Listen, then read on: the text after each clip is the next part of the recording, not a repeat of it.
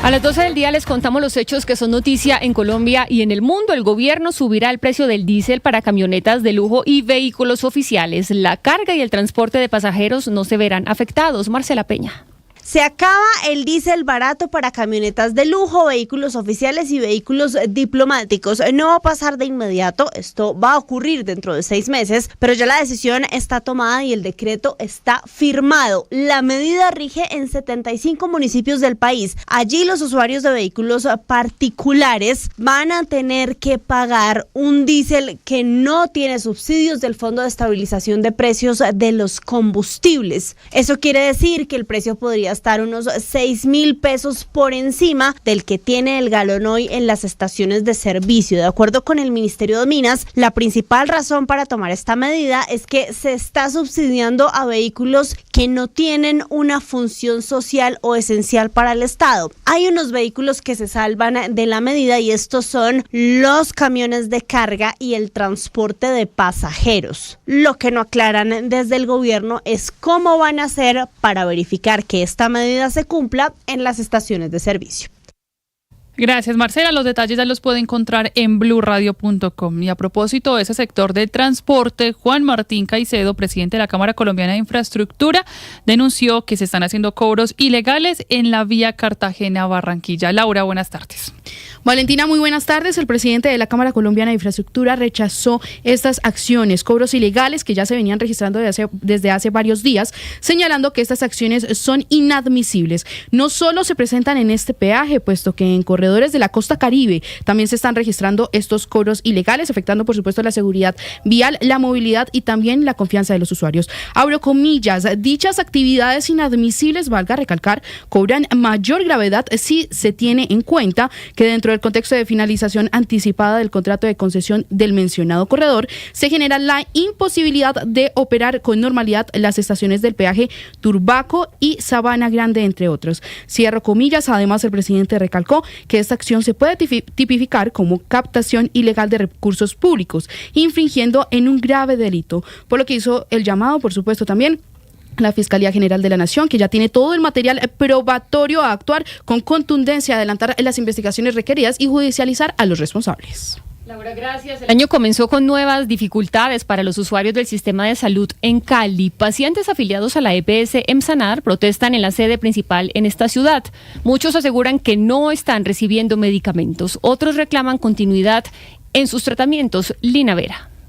Hoy nuevamente más de 40 trabajadores de la clínica San José, que presta servicios de atención domiciliaria Home Care a pacientes afiliados a la EPS Emsanar, realizarán una protesta sobre la calle Quinta para exigir el pago de sus salarios, ya que según denuncian, algunos de ellos llevan hasta 4 meses sin recibir su remuneración. Nos adeudan 2 meses de salario, son 2 meses de salario y llevamos 7 meses sin seguridad social, sin EPS, sin ARL, sin fondo de pensiones. Solicitaron que se establezcan fechas claras y concretas para el pago de las obligaciones pendientes, pues aseguran que en ocasiones anteriores se han alcanzado acuerdos que finalmente no se han cumplido, lo que ha generado desconfianza y malestar entre los trabajadores. Y a propósito, también a una semana de cambiar de dispensador de medicamentos, los usuarios de la nueva EPS en Armenia dicen que no tienen un lugar fijo ni claro donde reclamar las fórmulas. Los pendientes, es decir, los medicamentos que todavía no han entregado, se están acumulando y la única respuesta, dicen ellos, es que esperen por alguna notificación oficial. Nelson Murillo. Decepcionada y con una evidente tristeza en sus ojos, Gloria Ramírez salió de la sede de la nueva EPS en el norte de Armenia. El tratamiento que busca para su mamá de 85 años de edad, con delicadas lesiones producto de una caída, tiene más dificultades que respuestas. Y mi señora ya está con un brazo suelto, sin el manguito rotador, se lo sacaron y quedó ahí inmóvil el brazo, no le sirve para nada. Y estas son las horas que nada. Los usuarios deben venir hasta la sede de la nueva EPS en la carrera 16 entre calles 3ª y 4ª del norte de Armenia y registrar sus fórmulas, como lo hizo Lina Pérez, a la espera de una respuesta. Nos están diciendo que debemos de traer copia de los medicamentos y dejarlos ahí para una esperemos. La Asociación de Usuarios de la nueva EPS en el Quindío reiteró su solicitud a las autoridades médicas de la región para que hagan seguimiento a estas demoras en los medicamentos que viven cerca de 60.000 usuarios en Armenia. Las alertas sobre el desarrollo de las elecciones presidenciales empiezan a encenderse en el país en medio de denuncias por el control de grupos criminales en algunas regiones, a las que ahora se sumó Álvaro Uribe. El expresidente advirtió sobre el supuesto impulso al narcotráfico y el fortalecimiento de estructuras armadas por parte del actual gobierno. Miguel Cardosa. Así es, Jennifer, y estas denuncias surgen derivadas del control de grupos criminales en algunas regiones del país. Además del expresidente Álvaro Uribe, también ha hablado el candidato presidencial Juan Carlos Pinzón, pero en principio Uribe se refirió al supuesto impulso al narcotráfico y el empoderamiento de estos grupos porque considera una supuesta complicidad del actual gobierno. Esto dijo el expresidente. Nosotros tenemos, especialmente en el Centro Democrático, una gran limitación para hacer elecciones libres. En 800 municipios de Colombia, 770, hay una presencia muy activa de grupos violentos que han declarado que su candidato es Iván Cepeda, el candidato de Petro, y que le han dicho a nuestra gente que allí no pueden hacer política, que nuestra gente no puede hacer política allí. Y con esa posición de Uribe, como lo decía, coincide Juan Carlos Pinzón, quien se refiere a los grupos que impiden a algunos aspirantes llegar a determinados territorios. Los candidatos no están pudiendo ir a muchas regiones de Colombia que están bajo control territorial de FARC, ELN, Clan del Golfo u otra organización criminal. Esa es una realidad fáctica. Hay zonas de Colombia donde van a votar los electores a orden del fusil del grupo armado que domina el territorio. Esta es una verdad que no se puede subestimar. Allí Pinzón también advertía sobre que grupos como las FARC, el ELN y otros que delinquen en territorio venezolano pasarían al territorio colombiano en vista de que ya no se sienten seguros después de la caída de Nicolás Maduro. Gracias, Miguel. 12 del día, 7 minutos, y continúan los hechos de violencia en el departamento de Antioquia contra las mujeres. No inició nada bien este 2026. Se está confirmando en las últimas horas el asesinato de 2 mujeres en la ciudad de Medellín. Héctor David Santamaría. Junto a situaciones como la pólvora en la lluvia, la violencia de género es uno de los asuntos que genera mayor preocupación para las autoridades en Antioquia durante el arranque de 2026. En uno de los casos, la víctima fue identificada como Areimi Valentina Paz Quintero, de 20 años, de nacionalidad venezolana. La hermana recibió la noticia por parte del novio de la víctima, que la halló. Desde el domingo su amiga no sabía nada de ella y ella aparentemente estaba como hablando con alguien. Tuvieron varios problemas esa persona y ella, porque yo sé, ella eso sí me contó, pero nunca me dijo pues de que la había amenazado ni nada. La segunda situación ocurrió en el barrio Versalles, en el nororiente de Medellín. Allí también, en una vivienda, fue hallado el cuerpo sin vida de Jennifer Pérez Gutiérrez, 25 años de edad. Lo que preocupa es que ya son 3 mujeres asesinadas en lo corrido del año en Antioquia. En el Huila, 2 personas que se movilizaban en un vehículo fueron asesinadas en hechos que son materia de investigación por las autoridades. Una tercera persona se encuentra desaparecida. Julio Díaz. De acuerdo con información preliminar de las autoridades, 2 personas identificadas como Ovier Martínez Vargas, de 51 años, y Ginette Soto Sánchez, de 40 años, quienes se movilizaban en un vehículo tipo camioneta procedentes del Caquetá, fueron asesinadas en la vereda Guanacas, en inmediaciones de la hidroeléctrica del Quimbo, en el centro del Huila. Según las investigaciones, varios hombres portando armas de fuego habrían interceptado al vehículo y habrían obligado al conductor a dirigirse hacia jurisdicción del municipio de Lagrado, donde ocurrieron los hechos. Una tercera persona que acompañaba a las víctimas se encuentra desaparecida. Escuchemos al coronel Carlos Eduardo Telles, comandante de policía en el Huila. De acuerdo con las primeras hipótesis, las víctimas oriundas del departamento del Caquetá habrían sido atacadas en un hecho que es materia de investigación. Según la información preliminar, una tercera persona que se desplazaba con las víctimas habría huido del lugar y al parecer se lanzó a la represa del Quimbo, encontrándose actualmente desaparecida.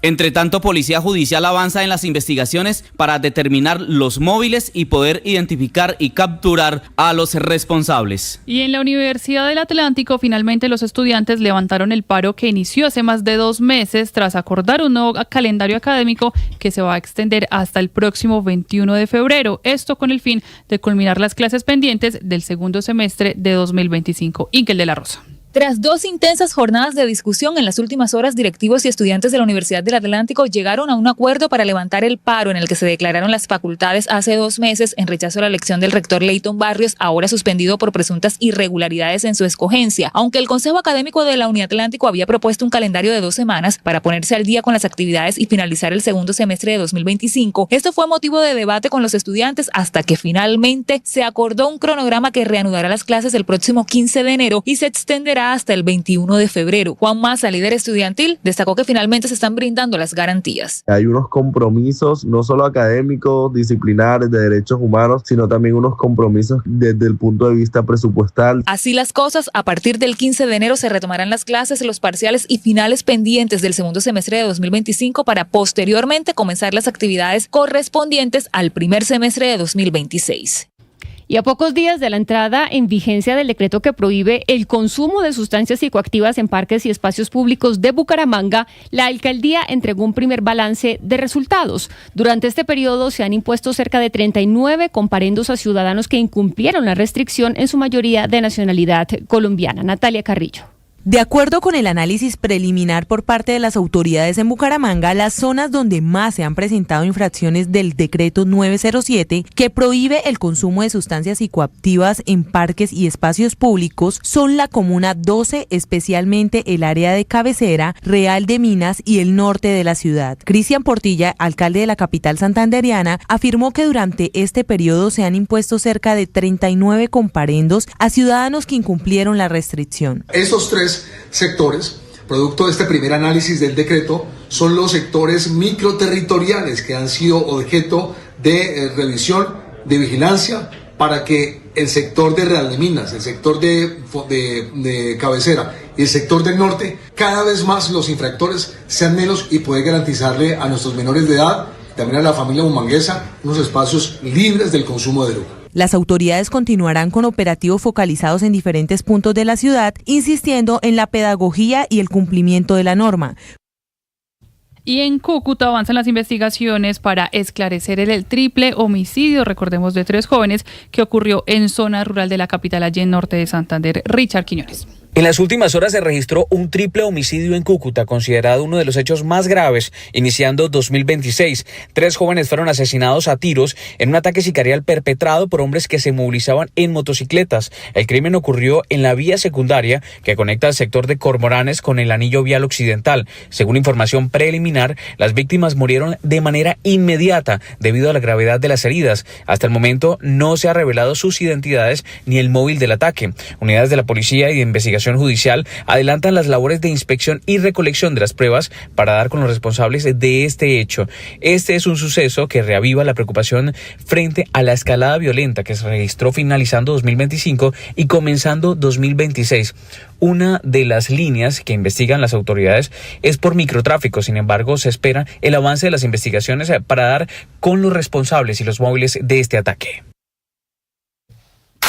La noticia internacional. En el mundo, Estados Unidos anunció la incautación de 2 buques petroleros sancionados. Uno, asaltado por fuerzas militares en el Atlántico Norte que llevaba bandera rusa, y otro en el Caribe, ambos en relación con el bloqueo a Venezuela. La captura del petrolero en el Caribe fue anunciada por el Comando Sur, mientras que el petrolero en el Atlántico Norte fue asaltado a la altura de Islandia tras días de persecución y fue confirmado por el Comando Europeo Estadounidense con ayuda del Ministerio de Defensa británico. Rusia denunció el asalto al buque. De acuerdo con la Convención de las Naciones Unidas sobre el Derecho del Mar de 1982, la libertad de navegación se aplica en aguas internacionales y ningún estado tiene derecho a usar la fuerza contra embarcaciones debidamente registradas bajo la jurisdicción de otros estados, afirmó el Ministerio de Transporte ruso en un comunicado. Por su parte, el Ministerio de Relaciones Exteriores ruso exige que Estados Unidos garantice un trato humano y digno a los ciudadanos rusos a bordo del buque Marinera o Vela 1 y respete sus derechos e intereses.